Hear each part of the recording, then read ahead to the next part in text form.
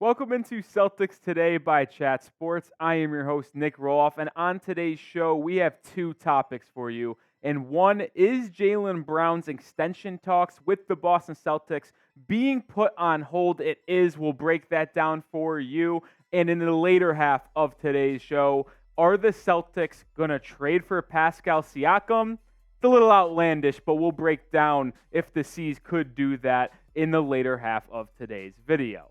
But we are in a sub-battle in July against the Heat Report and Knicks Now here at Chat Sports. And the Heat Report straight up just kicking our asses, just like they did in the Eastern Conference Finals, and that just can't happen. We trail them by about 160 subscribers, so make sure you hit that sub button, whether it be me or the rest of the Chat Sports crew. We are always bringing you the latest around your Boston Celtics, so hit that sub button and be the most informed Boston Celtics fan on the planet. Don't miss out. Now let's get into the latest on Jaylen Brown, because there is a report that extension talks between Jaylen Brown and the Boston Celtics are being put on pause while Jaylen Brown heads to an NBA Players Association event. Here's what Bleacher Report had to say on the extension talks. The Boston Celtics and star Jaylen Brown are expected to pause their negotiations over a new contract, according to Boston Globe's Adam Himmelsbach. The matter is only being placed on hold because Brown has an event for the National Basketball Players Association that will take him out of the country. Himmelsbach reported he and the team remain confident about eventually striking an accord. And that's kind of my takeaway from the report today about Jaylen Brown and the Celtics negotiations. Don't panic. This is not a big deal that the Celtics and Brown are taking a break from negotiations, because Brown has to go do this, right? And it's not like he's going anywhere. He's not a free agent. It's not like other teams can jump in and scoop him up right now. This is extension talk. So you can let it simmer a little bit, take its time, and when Jaylen Brown is ready to come back to the table, Brad Stevens can get a potential deal done with Jaylen Brown. And I think the Celtics need they need to get a deal done with Jaylen Brown. This man is an absolute stud who just made second team All-NBA, and he's only 26 years old. And the success that him and Jayson Tatum have shared over the past 3 to 4 years is absolutely unmatched. And if you just look at what Jaylen Brown did this past season, I mentioned it. He made second team All-NBA. That means he is a top 10 player voted on by the voters this past season. He averaged 26 points a night, 7 rebounds, 1 steal, while shooting 49% from the field and 33.5% from beyond the arc. And that's not what he can only do for your Celtics. He can isolate, he can defend. He is an all-around player that contributes to winning at its purest form. And there's a reason why the Celtics have had so much success over the past 3 to 4 years, making the Eastern Conference Finals 3 times, making the NBA Finals once. It's because Jaylen Brown has the capability of being that Robin, being that second star to a team that has a really good one and good role players around him. And Jaylen Brown has shown that not in the postseason, but the regular season as well. In Jaylen Brown's career, he has been so good in the postseason. You guys just saw it, 18 a night while shooting efficiently. I know he has to limit the turnovers, but he is still a very good basketball player. And I got to ask you, and it is today's pinned comment, so if you get hit with a YouTube ad break, let it play, scroll down, and let us know in the comment section your thoughts. Would you sign Jaylen Brown, to the Supermax extension, which is 5 years, $295 million? Type Y for yes, type N for no. You must extend Jaylen Brown.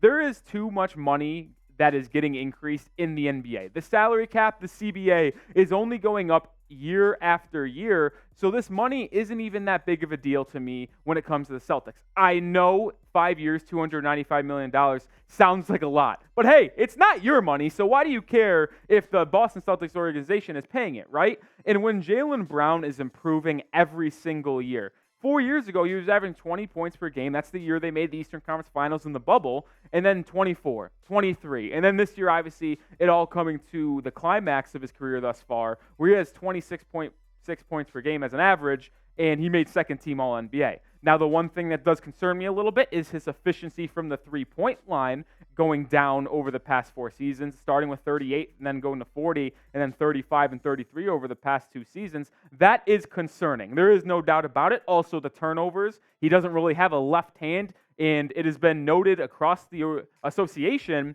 that NBA teams game plan for the Celtics by pushing him left, forcing him to use his left hand, and then they just turn it into cookies, and it's going the other end.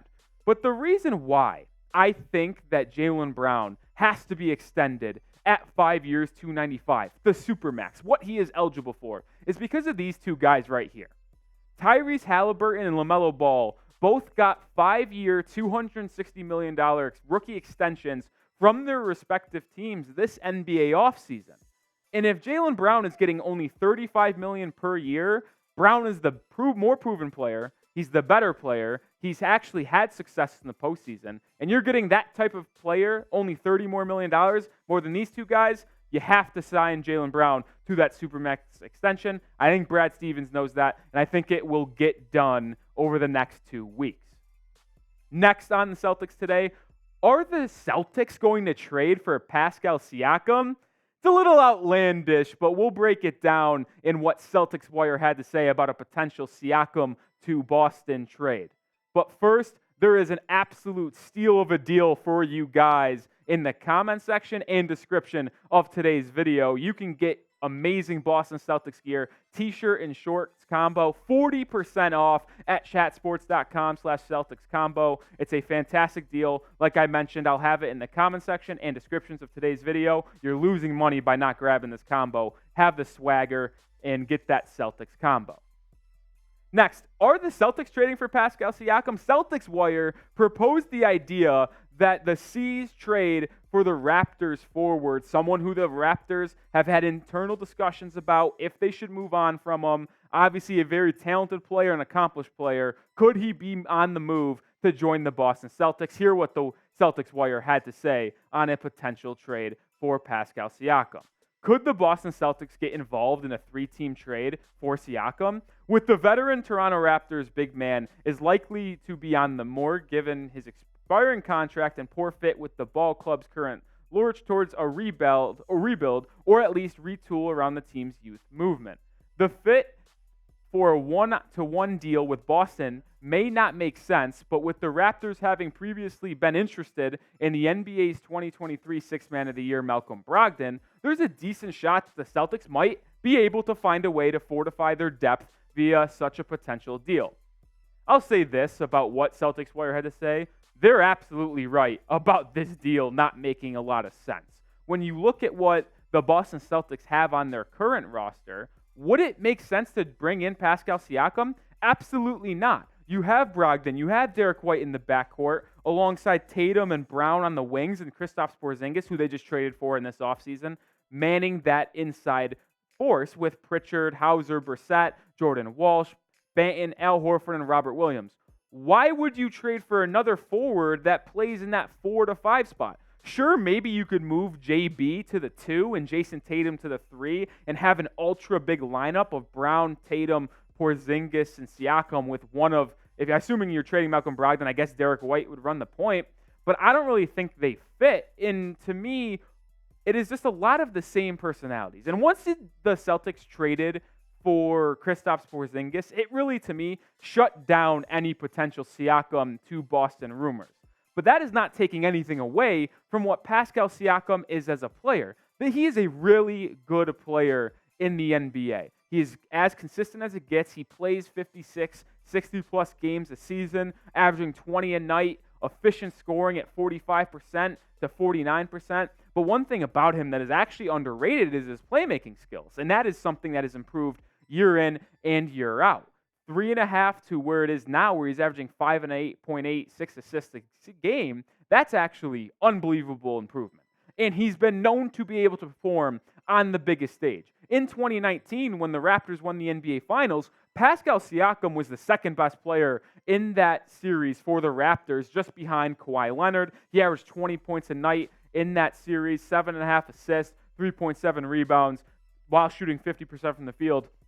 Pascal Siakam played terrific in the NBA Finals, So he's proven he could play in the postseason in the biggest moments when the lights are the brightest, where the Celtics are expected to be playing year in and year out. So I just kind of laid it out for you guys. So let me know in the comment section. Would you guys trade for Pascal Siakam? Type T for trade, type P for pass. Let me know in the comment section. I wouldn't trade for Pascal Siakam. He is one hell of a basketball player. There is no taking that away from Siakam. But it just makes no sense for the Boston Celtics. I laid out why. They have too many wings. They have too much size. And if you have that many guys that are that height, they don't move the best laterally defensively, you're going to really struggle against smaller teams that have quick guards.